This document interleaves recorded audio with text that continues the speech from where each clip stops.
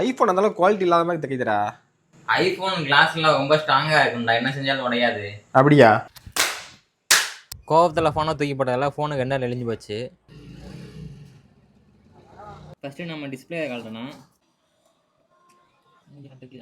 இந்த மாதிரி உடஞ்ச ஃபோனை கழட்டுறீங்கன்னா ஒரு கிளாஸ் போட்டுருக்காங்க, ஏன்னா அந்த கண்ணாடி வந்து அப்படியே கண்ணில் போய் படுது.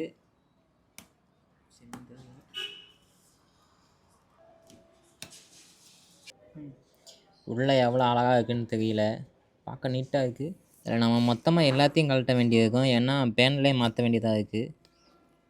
இப்போ தான் நம்ம முக்கியமான இடத்துக்கு வந்திருக்கோம். பின்னாடி கிளாஸை கழட்டணும். இந்த கழட்டும் போது தான் கண்ணெல்லாம் தெரிச்சு ஓடும்.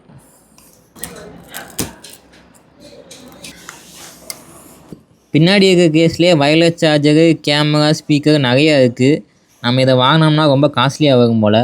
அடுத்து நம்ம இந்த பேட்டரியை கழட்டிடுவோம், ஏன்னா இந்த கிளாஸ்லாம் கழட்டும் போது பேட்டரி டேமேஜ் ஆக வாய்ப்பு இருக்குது. இப்போ நம்ம பேக் பேனல் மாற்றி ஆகணும், டிஸ்பிளே மாற்றி ஆகணும். பேட்டரி வந்து என்ன கண்டிஷனில் இருக்குதுன்னு தெரியல, அதை அப்புறம் பார்த்துக்கலாம். ஆனால் மெயினாக நம்ம இந்த பேனலே மாற்றி ஆகணும். இப்போ இதுக்கு தேவையான main panel, back panel, display எல்லாமே வாங்கியாச்சு. இப்போ நம்ம இதில் அசம்பிள் பண்ணணும். இந்த அசம்பிள் பண்ணுறதை காட்டுறதுக்கு ரொம்ப நேரம் ஆகும், அதனால் நாங்கள் முடிச்சுட்டு காட்டுறோம். டேய் 2 மணி நேரம் ஆச்சு, இன்னும் ரெண்டா பண்ணிகிட்டு இருக்க. என்ன பண்ணுறது, அவ்வளோ டிஃபிகல்ட்டாக கொடுத்துருக்காங்க. எல்லாம் அசம்பிள் பண்ணியாச்சு. இப்போ நம்ம ஆன் பண்ணி பார்ப்போம்.